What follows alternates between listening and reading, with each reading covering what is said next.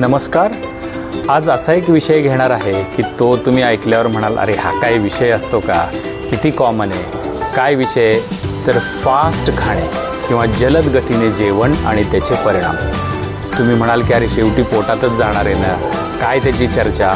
पण नाही मित्रांनो, आजकाल दवाखान्यामध्ये जेव्हा मी पेशंट हे पाहतो, मग ते स्थौल्याचे असतील, हायपरटेन्शनचे असतील, डायबेटिसचे असतील, कोलेस्ट्रॉलचे असतील, इन्शुलिन रेजिस्टन्सचे असतील किंवा ॲसिडिटीसारखी लक्षणं असलेले पेशंट असतील, या सगळ्यांमध्ये जेव्हा आम्ही डिटेल हिस्ट्री घेतो तेव्हा एक महत्त्वाचं कारण सापडत आहे, ती म्हणजे त्यांची फास्ट खाण्याची सवय.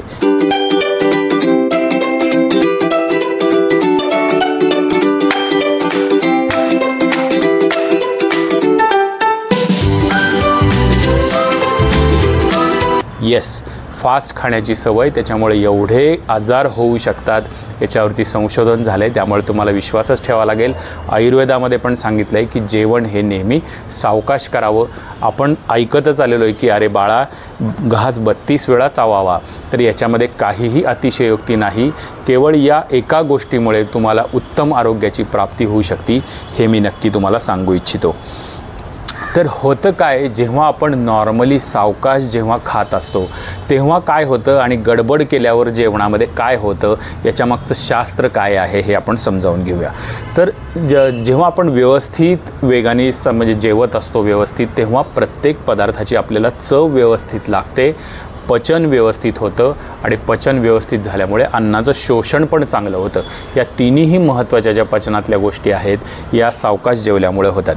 महत्त्वाचा दुसरा घटक आहे तो म्हणजे लाळ. लाळ ह्या गोष्टीला खरोखरीच आपण खूप अंडर इस्टिमेट केलं आहे असं म्हटलं तरी चालेल. इतका हा महत्त्वाचा भाग आहे. म्हणजे पचनाची सुरुवातच मुळी मुखातून होते आणि त्याच्यावर पहिला संस्कार हा लाळेचा होत असतो.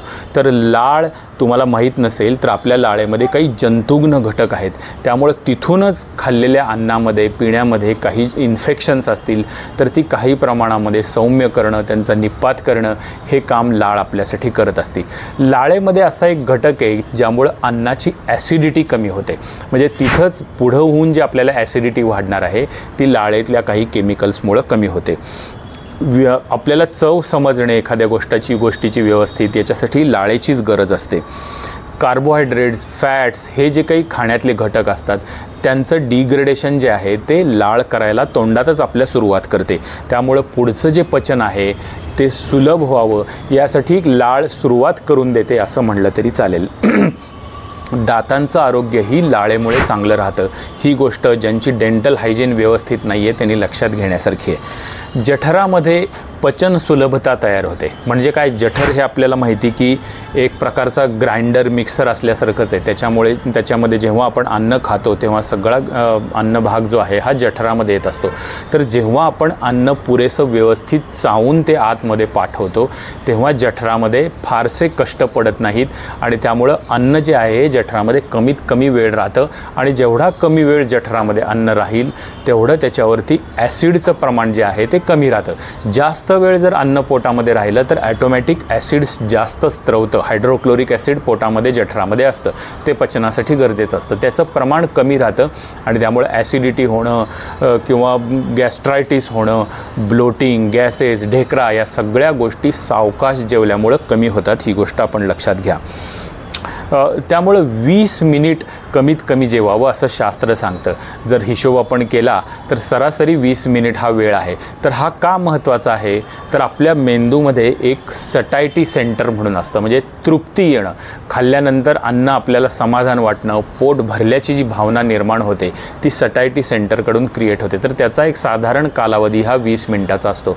जेव्हा आपण अन्न 20 मिनिट खातो तेव्हा आपले ॲडिपोज टिश्यू, फॅट सेल्स आणि पोटातले इनर लायनिंगमधले काही स्नायू असतात यांच्यामधून लेप्टिन नावाचं एक अत्यंत महत्त्वाचं हॉर्मोन तयार होतं आणि त्या हॉर्मोनचा परिणाम ब्रेनमधल्या त्या सेंटरवरती होतो आणि आपल्याला पोट भरलं, आता मला पुढं जेवायचं नाही अशी भावना तयार होते.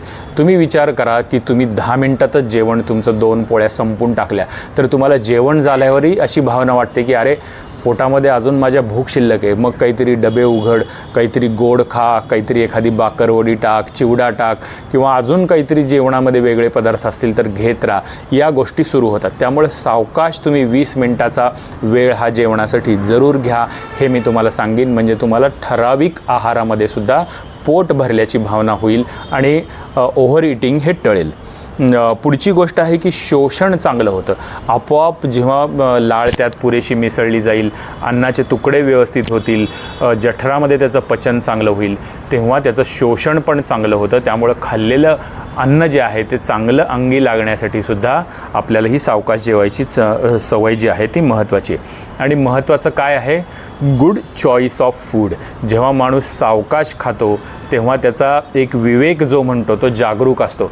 जेव्हा आपण एकदम घाईनी चिंतेनी भराभर आपण खात असतो तेव्हा आपला हा विवेक किंवा आपले जे निश्चय असतात की बाबा मी गोड खाणार नाही, तळलेलं खाणार नाही, फॅटी गोष्टी कमी खाईन, तर हे निश्चय जे आहेत हे आपल्याला आठवण्याचा वेळच मिळत नाही. जे समोर आहे ते खायचं पटकन आणि निघायचं. त्यामुळे आपोआप आपण ज्या अनहेल्दी गोष्टी आहेत, ज्या जास्त कॅलरीच्या गोष्टी आहेत, तळलेल्या, फॅट, गोड या गोष्टी, कारण ह्या टेम्पटेशन क्रिएट करणार आहेत, त्यामुळे ह्या बेसावतपणे आपण जास्त खातो.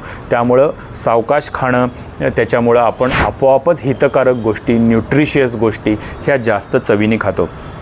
या उलट आता गडबडीत खाल्ल्यामुळं काय होतं ही गोष्ट आपण बघूया. तर पोट भरल्याची जाणीवच होत नाही. मगाशी मी तुम्हाला सांगितलं तसं की आपण भरभर खात राहतो आणि आपलं जे सटायटी सेंटर आहे ते काही आपल्याला सिग्नलच देत नाही. त्यामुळं आपल्याला पोट भरल्याची जाणीव होत नाही, आपण खात राहतो, ओव्हर इटिंग होतं. दुसरी गोष्ट आहे की त्याचा परिणाम डेफिनेटली काय होणार आहे, ओव्हर इटिंग केलं, कधीतरी केलं एखाद दुसऱ्या वेळेस तर ठीक आहे, पण वारंवार जेव्हा हे ओव्हर इटिंग व्हायला लागतं तेव्हा आपोआपच उष्मांक जास्त गेल्यामुळे शरीराचं तुमचं वजन वाढणार आहे, कोलेस्ट्रॉल वाढणार आहे, शुगर वाढणार आहे, इन्शुलिनची जी काही सेन्सिटिव्हिटी आहे ती कमी होणार आहे, इन्शुलिनचा रेजिस्टन्स ज्याला म्हणतात ती गोष्ट होते आणि याला मेटाबॉलिक सिंड्रोम म्हणतात. जेव्हा हे 4 गोष्टी एकत्र असतात की जेव्हा BP वाढलेलं असतं, शुगर वाढलेली असते, वजन वाढलेलं असतं, आणखीन याच्यामध्ये दुसरी जी गोष्ट आहे कोलेस्ट्रॉल, ह्या जेव्हा गोष्टी एकत्र येतात तेव्हा मेटाबॉलिझम सिंड्रोम म्हणतात त्याला. आणि हा सुद्धा का होतो, हा फास्ट खाल्ल्यामुळे होतो, कारण तुमच्या शरीरामध्ये लेप्टिन तयार होत नाही आणि लेप्टिनचा परिणाम जो आहे हा इन्शुलिनची सेन्सिटिव्हिटी वाढवण्यासाठी आहे. जेवढं लेप्टिन जास्त तयार होईल तेवढं इन्शुलिनची कार्यक्षमता सुधारते आणि त्यामुळं कमीत कमी इन्शुलिनमध्ये शरीराचं काम होतं. नाहीतर मग वारंवार इन्शुलिन तयार होतंय तरीसुद्धा त्याच्या विरुद्ध रेजिस्टन्स तयार होतो आणि त्याची परिणिती शेवटी डायबिटीसमध्ये होते. ॲसिडिटी आणि इरोजिव्ह गॅस्ट्रायटिस यासारख्या गोष्टी, म्हणजे तुम्ही सगळं पथ्यकारक खाताय, व्यवस्थित जेवण घेताय, तरीसुद्धा तुम्हाला ॲसिडिटी होते, एंडोस्कोपी केल्यानंतर गॅस्ट्रायटिस त्याच्यामध्ये सापडतो आणि तुम्ही आश्चर्यचकित होता की अरे एवढं मी सात्विक अन्न खातो. त्याचं कारण आहे मित्रांनो फास्ट खाणं. कारण तुम्ही लक्षात घ्या, मिक्सरचंच मी उदाहरण मगाशी दिलं होतं की एखादा मिक्सरमध्ये तुम्हाला काहीतरी बारीक करायचं आहे, मोठे जर तुकडे तुम्ही मिक्सरमध्ये टाकले तर मिक्सर खराब होणार आहे, मिक्सरचं पातं खराब होणार आहे का नाही. ते छोटे तुकडे टाकले तर मिक्सर ते सहज बारीक करेल. त्याचप्रमाणे तोंडातूनच जर तुम्ही आहार व्यवस्थित बारीक करून जठराकडे पाठवला तर जठरावरती ताण येत नाही, जठराची जी काही वॉल आहे स्नायूंची त्याच्यावरती ताण येत नाही आणि त्यामुळे तिथं ॲसिडिटी, गॅस्ट्रायटिस यासारख्या गोष्टी होत नाहीत. हे लक्षात घ्या की याच्यावरती संशोधन झालं आहे की फास्ट जेवणं या एका गोष्टीमुळं तुम्हाला हृदयविकाराची शक्यता 11% इतर लोकांपेक्षा जास्त असते. त्यामुळं हा भाग किती गंभीर महत्त्वाचा आहे लक्षात घ्या. आणि सगळ्यात महत्त्वाचं आहे मुलांच्या बाबतीत किंवा विशेषतः वृद्ध लोकांच्या बाबतीमध्ये चोकिंग हॅझार्ड्स, म्हणजे जेव्हा आपण फास्ट खातो तेव्हा एखादं अन्नकण जे असतात ते अन्ननलिकेमध्ये जायच्याऐवजी कधीकधी श्वासनलिकेत जाऊ शकतात, ठसका लागतो किंवा कधीकधी आतमध्ये अन्ननलिकेत गेलं तर ॲस्पिरेशन, न्यूमोनिया वगैरे अशी एखादी गंभीर परिस्थितीसुद्धा त्यातून उद्भवू शकते. त्यामुळे या सगळ्या गोष्टी आपण लक्षात घ्याव्या आणि खाण्याच्या पद्धतीमध्ये बदल करावा.